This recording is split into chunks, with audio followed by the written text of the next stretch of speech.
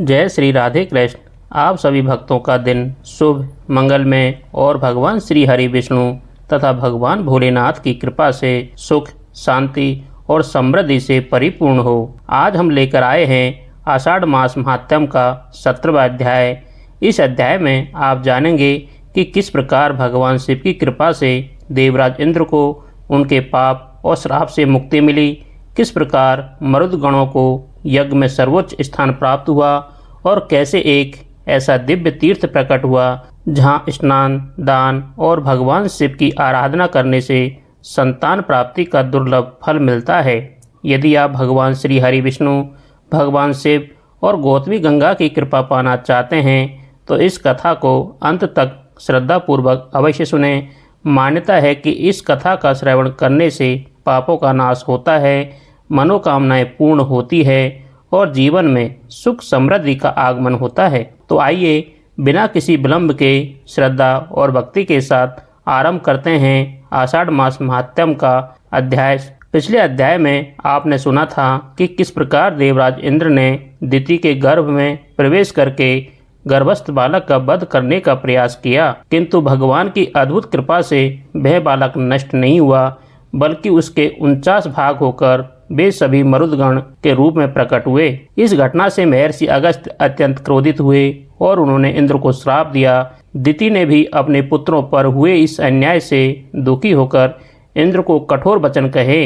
दिति ने क्रोध से भरकर कहा, हे इंद्र, तुमने गर्भ में पल रहे निर्दोष बालकों पर प्रहार करके कोई वीरता का कार्य नहीं किया है, इसलिए मैं तुम्हें श्राप देती हूँ कि तुम अपने राज्य और वैभव से वंचित हो जाओ। उसी समय वहाँ प्रजापति कश्यप भी पहुँच गए। जब उन्होंने महर्षि अगस्त्य से इंद्र के इस अनुचित कर्म का समाचार सुना तो उनका हृदय अत्यंत दुख से भर गया। उन्होंने गर्भ के भीतर छिपे इंद्र से कहा, पुत्र, अब बाहर आओ।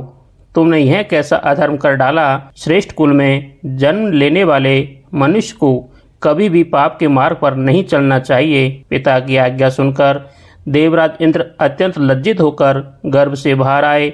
उनका मुख शर्म से झुका हुआ था। वे हाथ जोड़कर बोले, पिताश्री, मुझसे बहुत बड़ा अपराध हो गया। अब ऐसा कौन सा उपाय है जिससे मेरा यह पाप नष्ट हो जाए और मेरा कल्याण हो? कृपया मुझे वह मार्ग बताइए, मैं आपके आदेश का पूरी श्रद्धा से पालन करूँगा। इंद्र की विनम्रता देखकर प्रजापति कश्यप का हृदय कुछ शांत हुआ। वे समस्त लोकपालों और इंद्र को साथ लेकर ब्रह्मा जी के पास पहुँचे। वहाँ उन्होंने पूरी घटना सुनाकर विनम्रता से पूछा, हे प्रभु, दिति के गर्भ की शांति कैसे होगी? मरुदगणों और इंद्र के बीच मैत्री कैसे स्थापित होगी? इंद्र को मिले श्राप का निवारण किस प्रकार होगा और महर्षि अगस्त्य के क्रोध को कैसे शांत किया जाए? तब ब्रह्मा जी ने अत्यंत गंभीर स्वर में कहा, हे प्रजापति कश्यप, इन सभी संकटों का एक ही उपाय है। तुम इंद्र, समस्त लोकपालों और मरुदगणों को साथ लेकर पवित्र गौतमी गंगा के तट पर जाओ। वहाँ श्रद्धा पूर्वक स्नान करो और भगवान शिव की आराधना तथा स्तुति करो। भगवान आशुतोष अत्यंत दयालु हैं। उनकी कृपा से सभी दोष, सभी पाप और सभी श्राप समाप्त हो जाएंगे। ब्रह्मा जी के वचन सुनकर कश्यप मुनि ने कहा, जैसे आपकी आज्ञा। इसके बाद वे इंद्र, लोकपालों, मरुदगणों के साथ गौतमी गंगा के पावन तट पर पहुँचे। सभी ने विधि पूर्वक स्नान किया, मन को निर्मल बनाया और भगवान देवाधिदेव महादेव का ध्यान करते हुए उनकी स्तुति आरंभ की। कश्यप मुनि ने अत्यंत विनम्र भाव से कहा, हे देवों के देव महादेव, हमारी रक्षा कीजिए। हे करुणा सागर शंकर, आप ही समस्त प्राणियों के आश्रय हैं। आप पापों का नाश करने वाले, भक्तों का कल्याण करने वाले और संसार रूपी अंधकार को दूर करने वाले हैं। हम सब आपकी शरण में आए हैं। हे त्रिलोचन, हे नीलकंठ, हे गज चर्मधारी, हे त्रिपुरारी, हे चंद्रशेखर, हे विश्वनाथ, हे सिद्धेश्वर, आप ही समस्त जगत के स्वामी है। भयभीत जीवों को केवल आपकी ही शरण प्राप्त होती है, इसलिए हमारी रक्षा कीजिए और हम सब पर अपनी कृपा बरसाइए। इस प्रकार जब कश्यप मुनि ने अत्यंत श्रद्धा और भक्ति के साथ भगवान शिव की स्तुति की, तब उनकी भक्ति से प्रसन्न होकर भगवान शंकर स्वयं वहाँ प्रकट हुए। भगवान शिव के दिव्य स्वरूप का दर्शन करके कश्यप मुनि, देवराज इंद्र, मरुदगण तथा समस्त देवता आनंद और भक्ति से अभिभूत हो गए। सभी ने हाथ जोड़कर महादेव को प्रणाम किया। भगवान शंकर ने करुणा भरी दृष्टि से सबकी ओर देखा और मधुर स्वर में कहा, हे प्रजापति कश्यप, मैं तुम्हारी भक्ति से अत्यंत प्रसन्न हूँ। तुम जो भी वर मांगना चाहते हो निसंकोच मांगो। भगवान शिव के वचन सुनकर कश्यप मुनि ने अत्यंत विनम्रता से कहा, हे देवादिदेव महेश्वर, आपने तो सब कुछ जान लिया है, फिर भी मैं अपनी व्यथा आपके समक्ष निवेदन करता हूँ। देवराज इंद्र ने अज्ञानवश दिति के गर्भ में प्रवेश करके गर्भस्थ बालकों का नाश करने का प्रयास किया। इस कारण उन्हें महर्षि अगस्त्य और माता दिति का श्राप प्राप्त हुआ। मेरे पुत्र मरुदगण भी इस घटना के कारण दुख भोग रहे हैं।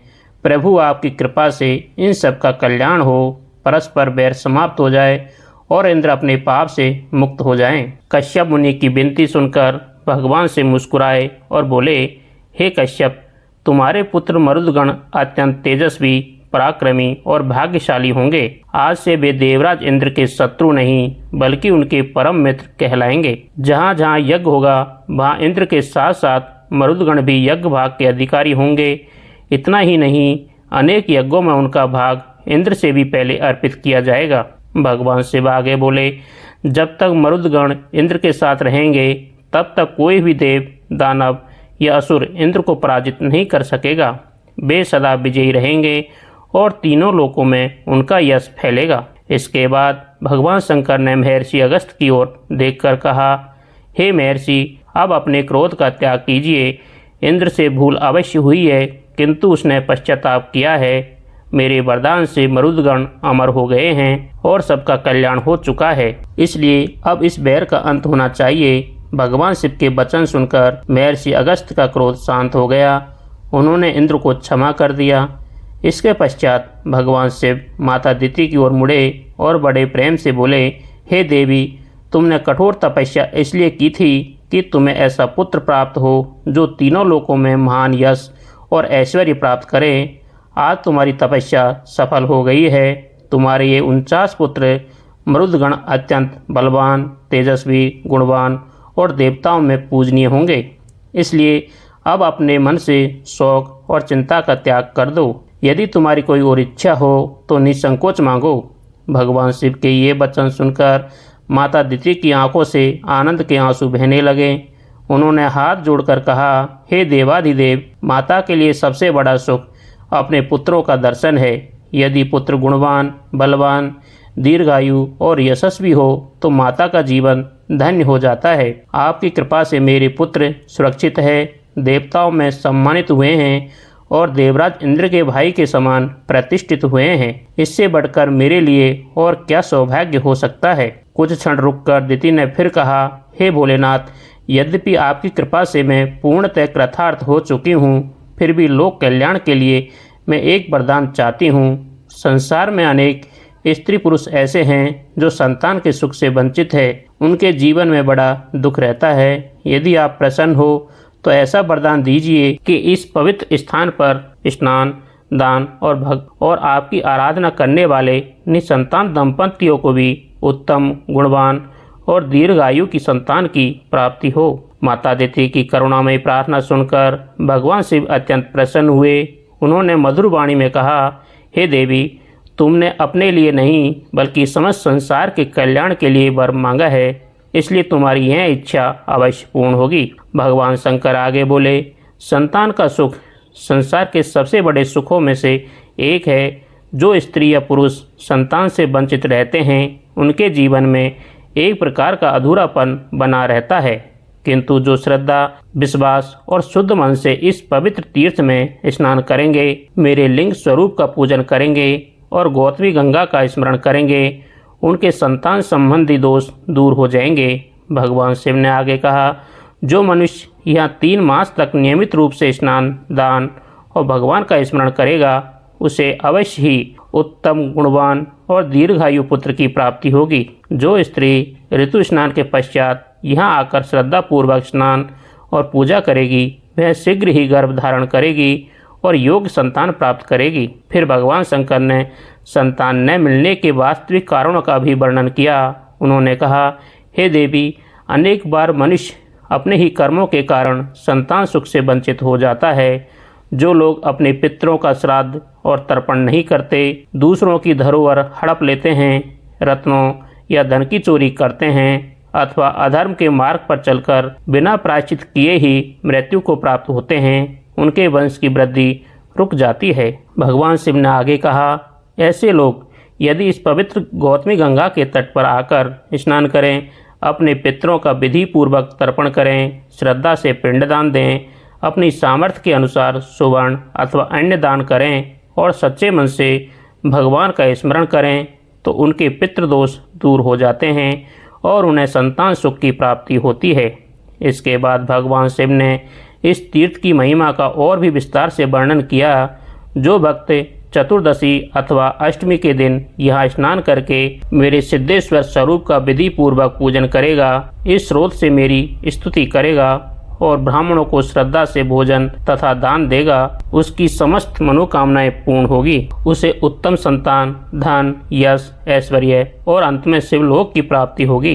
भगवान शंकर ने आगे कहा, जो कोई भी इस स्रोत का 6 महीने तक श्रद्धा पूर्वक पाठ करेगा, उसे भी संतान सुख अवश्य प्राप्त होगा। यदि उसकी पत्नी बंध्या भी होगी तो मेरी कृपा से वह भी पुत्रवती होगी, इसमें तनिक भी संदेह नहीं है। भगवान शिव के इन दिव्य वचनों को सुनकर वहाँ उपस्थित सभी देवता, ऋषिगण, मरुदगण, इंद्र और प्रजापति कश्यप अत्यंत प्रसन्न हो गए। सभी ने बार बार भगवान शिव को प्रणाम किया और उनके जय घोष से संपूर्ण गौतमी तट गूंज उठा। तब भगवान शिव ने कहा, आज से यह स्थान पुत्र तीर्थ के नाम से प्रसिद्ध होगा, क्योंकि यहाँ आने वाले श्रद्धालुओं को संतान प्राप्ति का दुर्लभ फल मिलेगा और चूंकि यहाँ इंद्र तथा मरुदगणों के बीच मैत्री स्थापित हुई है, इसलिए यह मित्र तीर्थ के नाम से भी विख्यात होगा। इतना ही नहीं, भगवान शिव ने आगे कहा, इस स्थान पर स्नान और मेरी कृपा से देवराज इंद्र अपने पापों से मुक्त हुए हैं, इसलिए यह इंद्र तीर्थ अथवा शक्र तीर्थ के नाम से भी जाना जाएगा। जहाँ इंद्र को पुनः अपना खोया हुआ ऐश्वर्य और लक्ष्मी प्राप्त हुई, वह स्थान कमला तीर्थ कहलाएगा। ये सभी तीर्थ भक्तों की मनोकामनाएं पूर्ण करने वाले और समस्त पापों का नाश करने वाले होंगे। भगवान शिव के श्रीमुख से इन दिव्य वचनों को सुनकर वहाँ उपस्थित सभी देवता, ऋषिगण, मरुदगण, देवराज इंद्र और प्रजापति कश्यप आनंद से भर उठे। सभी ने एक स्वर में भगवान सदाशिव की जय जयकार की और उनके चरणों में बार बार प्रणाम किया। इसके पश्चात भगवान शिव ने सभी पर अपनी कृपा दृष्टि डालते हुए कहा, हे देवगण, आज से यह समस्त तीर्थ लोक कल्याण के लिए प्रसिद्ध होंगे। जो श्रद्धालु यहाँ आकर स्नान, दान, जप, तप, पितरों का तर्पण और मेरी और गौतमी गंगा की आराधना करेगा, उसकी समस्त मनोकामनाएं पूर्ण होंगी, उसके पाप नष्ट होंगे, पितृदोष दूर होंगे, संतान सुख की प्राप्ति होगी और अंत समय में उसे उत्तम गति प्राप्त होगी। यह कहकर भगवान शिव अंतर्ध्यान हो गए। भगवान शंकर के अंतर्ध्यान होने के बाद प्रजापति कश्यप, महर्षि अगस्त्य, देवराज इंद्र, मरुदगण तथा अन्य देवता कुछ समय तक उसी पवित्र स्थान पर भगवान शिव का स्मरण करते रहे। सभी के हृदय में अपार शांति और आनंद का संचार हो चुका था। देवराज इंद्र ने विनम्र होकर महर्षि अगस्त्य तथा माता दिति के चरणों में प्रणाम किया और अपने अपराध के लिए पुनः क्षमा मांगी।